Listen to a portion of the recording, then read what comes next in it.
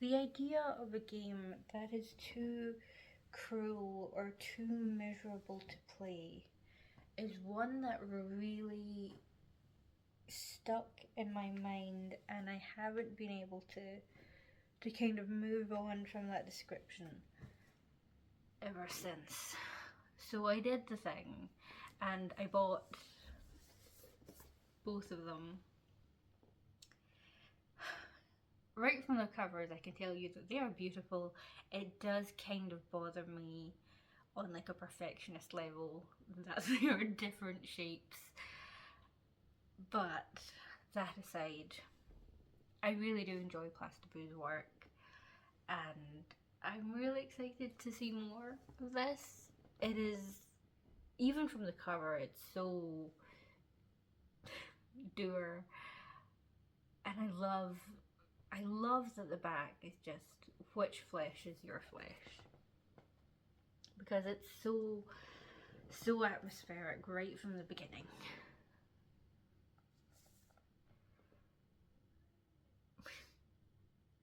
I was not really around for like this kind of era of graphics. I can't think of a better way of phrasing it, but it's very, I really like it.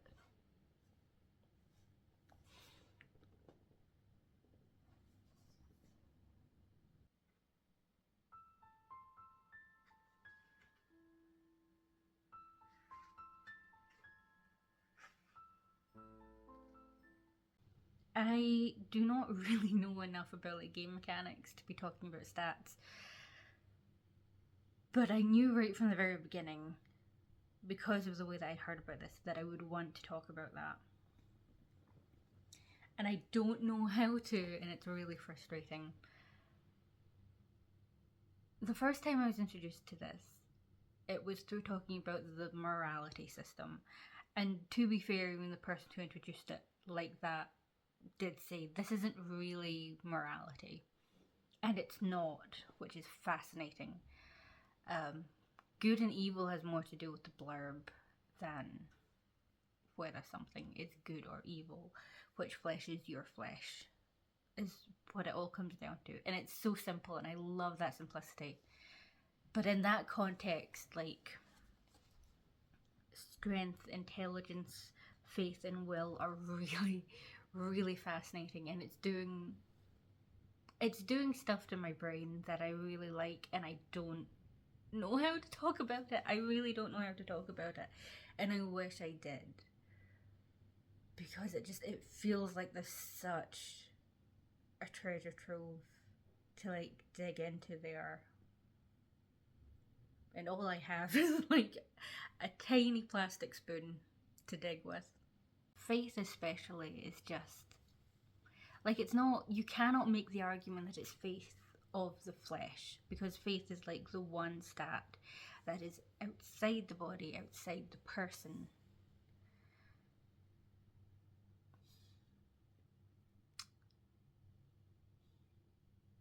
And it's not like in a Catholic way of transubstantiation.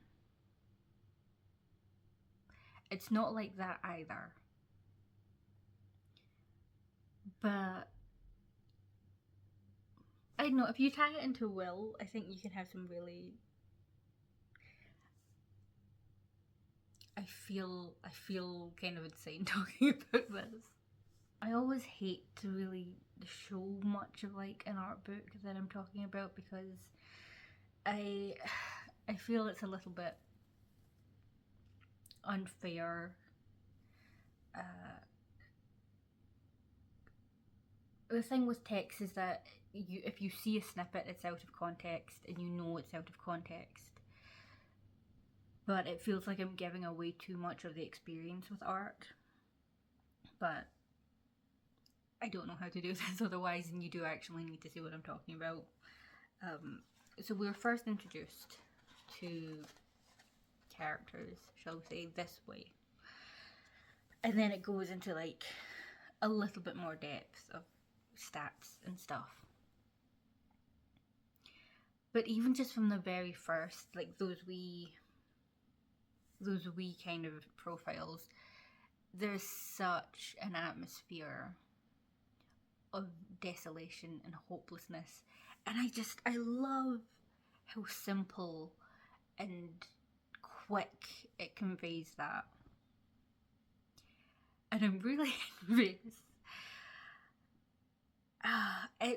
It's going to be, because I am also working on a thing, it's going to be for me the hardest thing to do, to set up atmosphere as quickly as that, to set up a world so wholly within just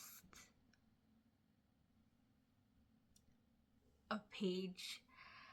I really, like, on a technical level, I admire it so much. I've been looking at like things like my old DS games in their little walkthrough booklets, and none of them have ever been this concise. And I have other like walkthrough booklets like Dragon Age, again, nowhere near as concise, and it is, I admire it so much.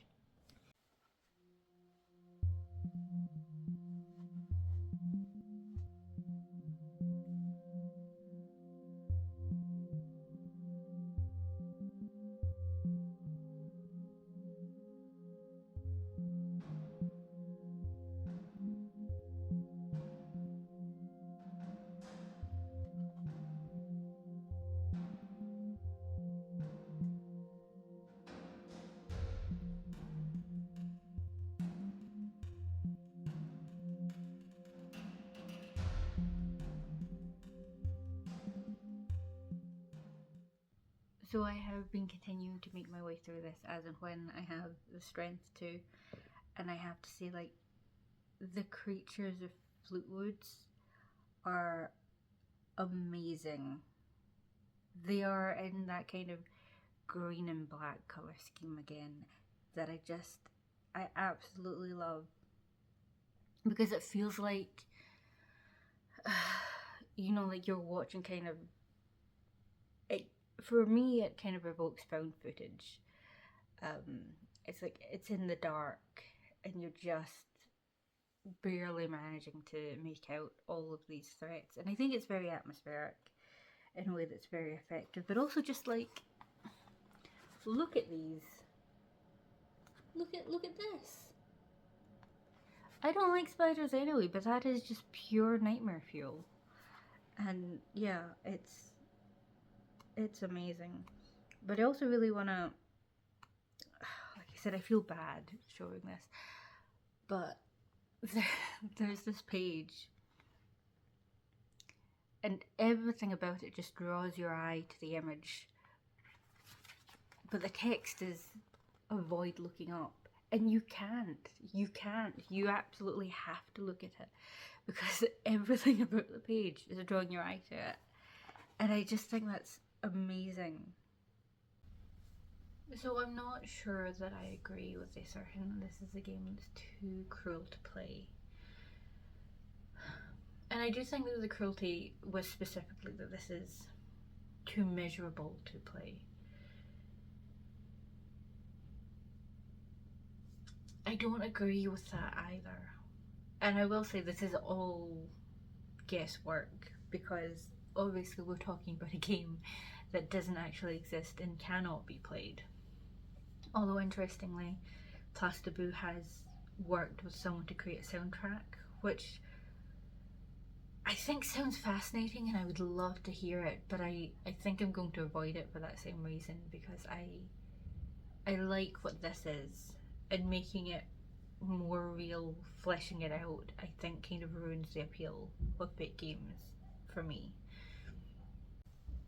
I think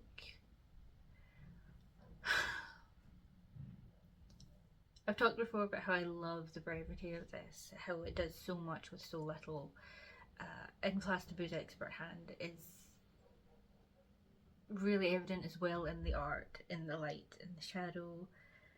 I'm going to hold this up after I say the thing, because cameras work differently than my human eyes do and my human brain does. Because and I don't think I'm alone in this, but my eye was drawn to the fight, the knight and the armed skeletons. It took me a few days, it took me until quite recently to realise, oh, there is a many-limbed thing in the back, just waiting for its chance to strike. And yep, I don't like the cover as much now, but I think for me, I like the darkness of the world. I like that this is a place where even gods die. I like the curses. I like, there's something quite melancholy about a lot of the world, because it is very quiet, apart from the monsters. And I really love that. And this line of philosophical thought, shall we say, that goes through it is just, I would include that, in the book being lovely. Its idea of good and evil not being good or evil, but in the self. Which flesh is your flesh? I think this would be a difficult game if you had to play it, because I think there are a lot of enemies. This is the first area, and I checked the page of the publisher, and you know, they already showed this, so it's fine. So did I, honestly, but this is the first page of enemies, and it is the smallest. I think if you actually played it, you would encounter a lot of enemies, and it would be difficult combat wise. I'm not going to make a guess, you know, whether it would be comparable to like Bloodborne or whatever. I think a lot of difficulty would come from that. I'm not seeing the misery evidenced in like what it would be like to play it. And again, this is all guesstimate, but also the example used specifically with that argument was from the second book, which I did intend to vlog with this in the same video, but time. I don't know if I agree. I think this one gets quite close to that example towards the end in the labyrinth. And from this one, I can't agree with that either. But yes, it's a very dark,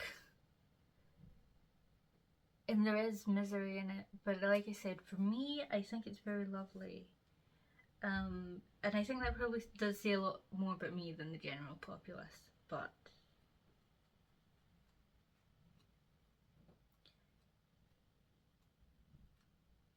there's a lot of sorrow and a lot of grief, and it's a world that's absolutely soaked in loss. But to play, I don't think there's misery in that.